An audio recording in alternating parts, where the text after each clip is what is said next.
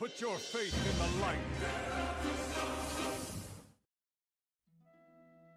Hello guys, welcome to another one of my videos. This is Lightblade. Well, in this video I wanted to talk and make a guide about Retribution Paladins in the patch 8.1.5. So in this guide you will find the best possible setup for your Retribution Paladin for Mythic Plus and raiding. I will start talking about talents, then I'll move on to Azerite Traits and where to find these Azerite Traits, our best installed trinkets, stat weights, enchants, gems, and at the end I will talk about their rotation and how to maintain stable DPS. So let's start with the guide.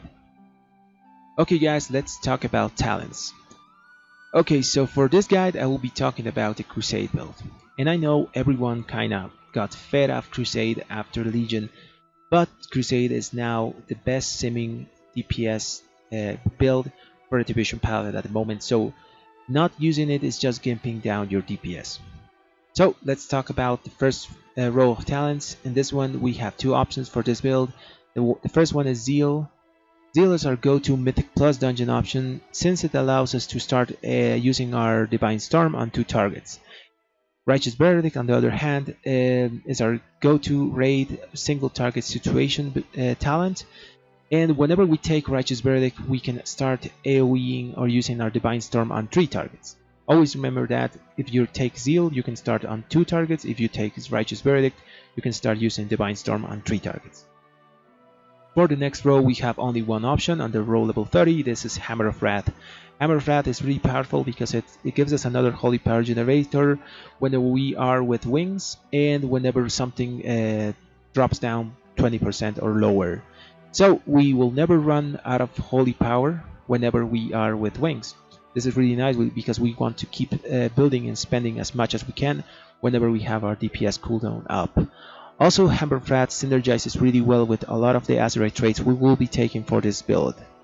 On the next row, this is our CC row, and basically all 3 talents have their uses. Fist of Justice, Repentance, and Blinding Light.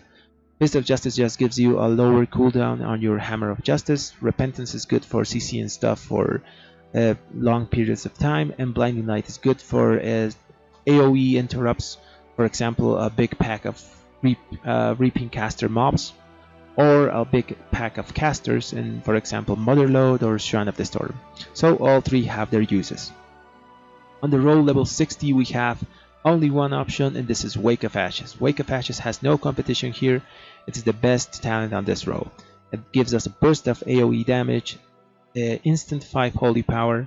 It can stun a complete pack of Reaping mobs, and if things are not undead or demons, it also slows them for 50% to help the tank kite. It's a really all-around great talent to take. For our row level 75, we have the 3 options are also viable here.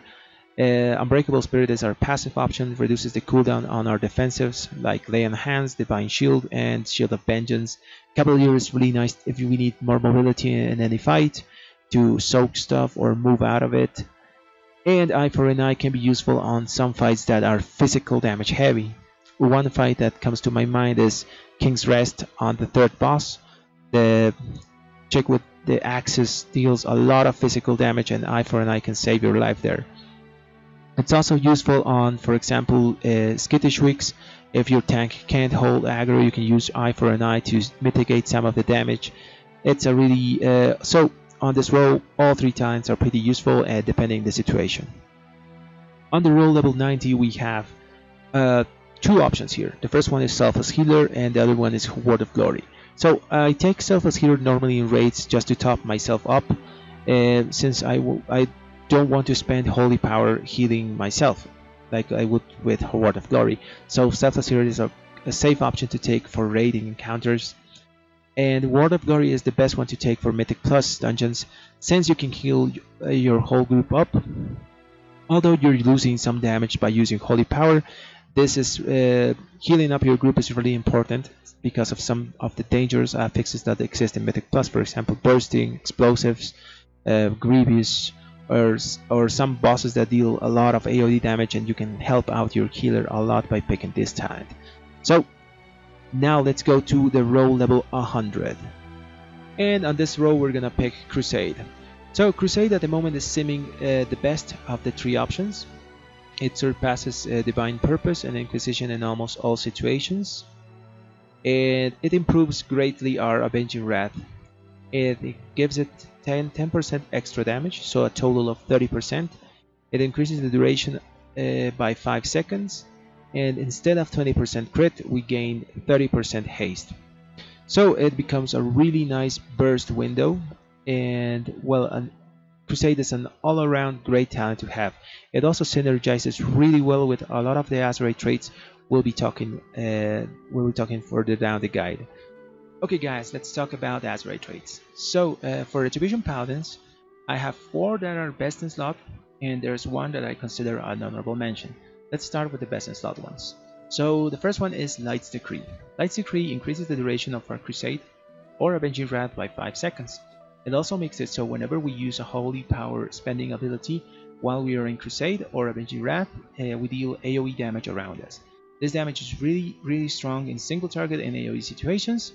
And also this damage feeds off mastery. This means it increases its damage since it's holy damage depending on the amount of mastery we get. So this goes really well and has really good synergy with one of the next Azerite traits we're talking about. This one is Avenger's Might. So Avenger's Might increases our mastery by a big chunk while we are in Crusade or Avenging Wrath. So this mastery feeds to all of our abilities that deal holy damage, and is really strong paired up with Light's Decree, since the extra duration of our wings also increases the duration of the buff of Avenger's Might. Also the damage of Light's Decree is increased by the mastery that we gain from this trait. So it's a really nice combo to have. The next one that we're talking about is Treacherous Covenant. Although this isn't that interesting of an Azerite trait, it's just a flat increase to our strength. The increase is pretty high since it's about 1.5 flasks on a Mythic Azerite level piece. Also, although it has a negative side, whenever you drop below 50% health, you lose the effect, and if you drop below 20% health, you take 15% extra damage. Anyways, this normally doesn't happen and rarely affects you or when you use this Azerite trait. It's a pretty strong one to have. Okay, so the last of their best in slot Azerite traits we'll be talking about is Imperium Power. So Imperium Power is a really strong Azerite trait, although stacking this one isn't really beneficial for us, since only having one is enough to get the full power of it. What this trait does is it makes it so we have a chance to proc a Divine Storm that deals extra damage. This damage is holy, so it also benefits from our other Azerite traits like Avenger's Might. And when we use this proc whenever we have wings up, it will also be able to proc a Light's Decree explosion. So all of these traits work really well in synergy with each other, and that's why they are our best in slot. So the honorable mention here is Relentless Inquisitor. So Relentless Inquisitor is an honorable mention here because it doesn't work really with synergy with Crusade or the other Azerite traits, since it only increases our haste by a small amount each time we use a Holy Power spender, and this is stacked up to 20 times. So when we are using the Crusade build, mostly we want burst damage up front. So that's why I put this trait as an honorable mention. So don't worry if you have this trait, you can pick it if you don't have one of the best in slot ones, because it's still stronger than most of the other Azerite traits that we have at our disposal. Okay guys, let's talk about where to find these Azerite traits and how to assemble the best set you can. So I've made here a list of all the Azerite pieces that have our best, are at least 2 of our best Azerite traits on them, so you can match the best set possible. And well, you can see next to the Azerite piece name, you can see where you can get this piece, and also any prerequisites you need to get it. Other than that, I've also made some sets here that you can use of already combined Azerite pieces that have the best combinations. For example, triple Light's Decree, double Avenger's Might, and 1 Imperium Power. That would be a perfect set since it's really strong in both AoE and single target situations. So you can just watch here and pause the video so you can pick a set and go for it. Okay guys, let's talk about trinkets. So for Retribution Paladins, I recommend you guys use one unused trinket and one passive trinket. So let's start with the unused trinket options that we have.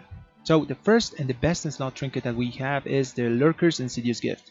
This trinket drops from Crucible of Storms of the last boss, and this one increases our mastery by a large amount for 30 seconds, and also deals damage every 1 second that this trinket is activated.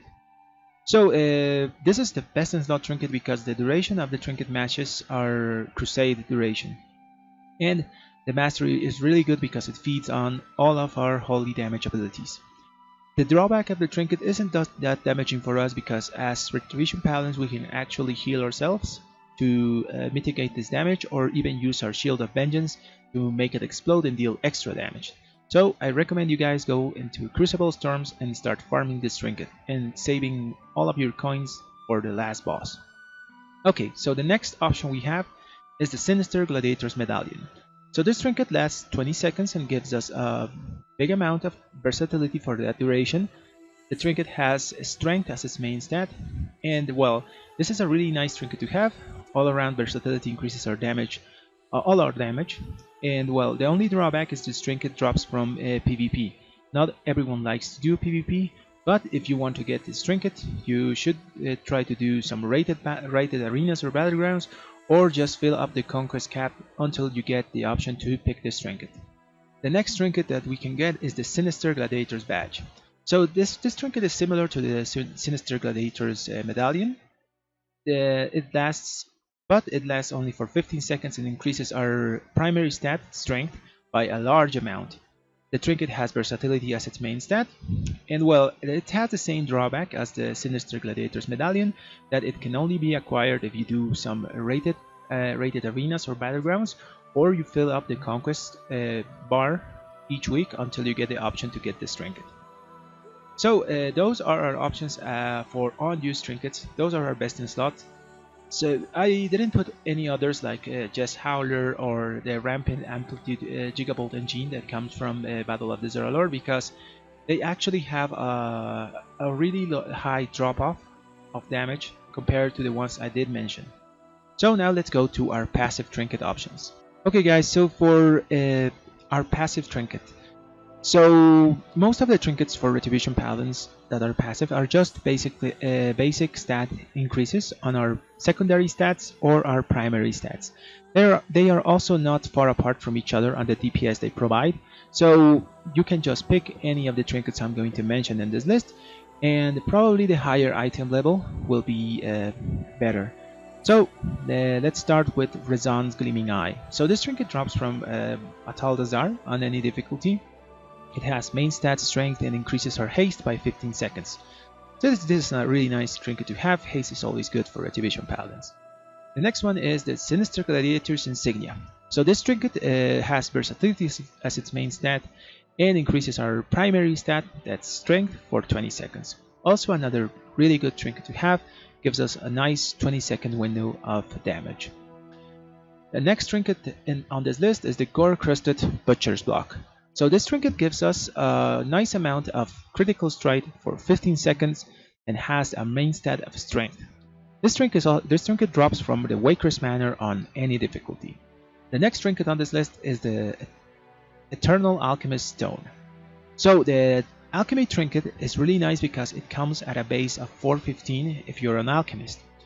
It has a main stat of versatility and increases our main stat by a large amount for 15 seconds. It also has the extra effect that increases the effect of healing and mana potions on us for 40%.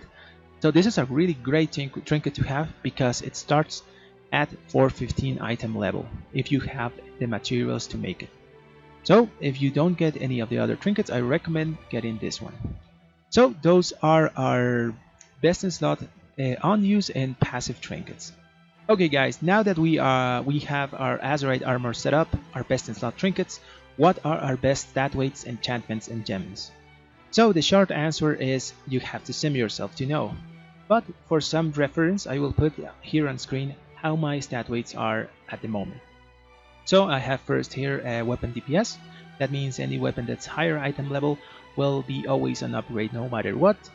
After that I have critical strike and mastery. And under that I have some versatility, and under that I have haste. So haste, I found out that starts losing some value after you get about 17% haste. So it would be a safe bet to start gemming and enchanting other things than haste after you reach that 17% mark. Under haste, as our last stat weight, we have our main stat, strength. So strength is a really nice stat for us. So I wouldn't recommend gemming strength gems. For our weapon enchantment, so deadly navigation, masterful navigation, and quick navigation are pretty close together, and for those I would recommend simming yourself. Okay guys, so now let's go to the last part of the video, the rotation part. Okay guys, so for the rotation of Retribution Paladins, it is pretty simple to use. You start off with a Blade of Justice, followed by a Judgment, followed by a Crusade, then you use a Holy Power Spender, then you use Wake of Ashes, another Holy Power Spender, and start prioritizing your Hammer of Wrath over your other Holy Power generators like Blade of Justice or Judgment. After that, you should never use Crusader Strike unless you have to. While you have wings up, always try to use your other Holy Power generators since they deal more damage. On an AoE situation, you only swap Templar's Verdict with Divine Storm, and if you have Zeal as a talent, you can start using Divine Storm on 2 targets. If you have Righteous Verdict as a talent, you can start using Divine Storm on 3 targets. Another thing to take note is using the Imperium Power Azerite Trait. So if you're in single target, Imperium Power works like a filler whenever you don't have any Holy Power generators to use. Never use Imperium Power proc with Judgment in single target. Always try to use a Templar's Verdict. On AoE situations, you can just use Imperium Power proc whenever you need to, and it works like a normal Divine Storm. Okay guys, so that's the end of the video. Well, I haven't been uploading anything in a long time guys, so I will be trying to upload more often now. I had a lot of things in real life that I had to take care of first. So I hope you guys found this video really useful, and if you liked it, leave a like and a comment down below, and don't forget to subscribe. Thanks for watching guys.